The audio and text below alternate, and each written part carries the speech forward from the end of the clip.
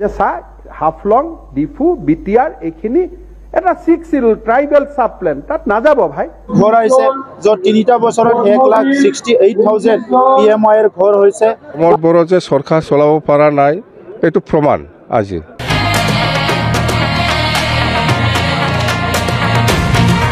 ইমান ঠান্ডা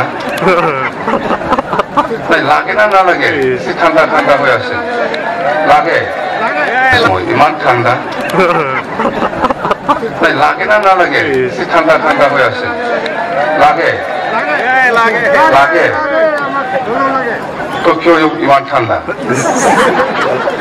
বা আমাক চাব আহিছে কি নিয়ম কি মই আজি বুজি পাইছো মই নাজানিছিলো তাৰমানে ভিতৰত বেয়া ওপৰত মেট্ৰিক পৰীক্ষা আৰু হায়াৰ ছেকেণ্ডেৰী পৰীক্ষাত প্ৰশ্ন কাকত ফাদিলৰ বিষয়টোক লৈ বিজেপি চৰকাৰখনে বহুত ডাঙৰ কথা কয় কিন্তু এটাও পৰীক্ষাটো ঠিকমতে পাতিব পৰা নাই এটাও পৰীক্ষা না মেট্ৰিক পৰীক্ষা না হায়াৰ ছেকেণ্ডেৰী পৰীক্ষা যেতিয়াৰ পৰা বিজেপি চৰকাৰে শাসনৰ ক্ষমতা লৈছে তেতিয়াৰ পৰা প্ৰত্যেকটো পৰীক্ষাই এনেকৈ তেওঁলোকৰ প্ৰশ্ন কাকত ফাদি লৈছে বিশৃংখল হৈছে বিসংগতি হৈছে গতিকে এই প্ৰশ্নটোক লৈ আজি ৰাজ্যৰ দলৰ সদস্য হিচাপে বিধায়ক হিচাপে মই আজি এটা সভাস্থগিত প্ৰস্তাৱ আনিছিলোঁ ৰুল 56 অধীনত আৰু এই প্ৰস্তাৱটো আলোচনাৰ কাৰণে প্ৰথমতে এডমিছিবিলিটিৰ ওপৰত কথা ক'বলৈ দিয়া হৈছিল সেই সম্পৰ্কে কথা কৈ থকা হৈছিল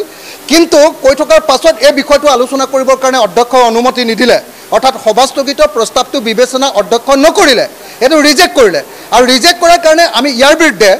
আমি ৰাজ্যৰ দল আৰু একেলগতে কংগ্ৰেছ দলে আমি ঐক্যবদ্ধভাৱে আৰু আন বিৰোধীসকলে AIDF আৰু CPM আমি আটাইবিলাকে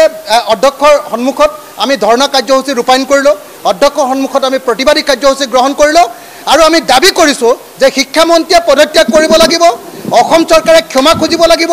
কিয় বাৰম্বাৰ এনেকৈ আমাৰ প্ৰত্যেকটো পৰীক্ষাৰ প্ৰশ্ন কাকত কিয় ফাদিল হয় কিয় এটা পৰীক্ষা বিজেপি চৰকাৰে ভালকৈ পাতিব নোৱাৰে কিয় এখন চৰকাৰে যিখনে নকলৰ ওপৰত তেওঁলোকে নতুন আইন আনিব খোজে সেইখন চৰকাৰে এতিয়া এটাও পৰীক্ষা কিয় তেওঁলোকে শুদ্ধকে বিসংগতি নোহোৱাকৈ কেলেংকাৰী নোহোৱাকৈ কিয় পাতিব নোৱাৰে কিয় তেওঁলোকৰ প্ৰশ্ন কাকত সদায় আগতে ওলাই যায় গতিকে এই প্ৰশ্নটোৰ উত্তৰ জবাব লাগিব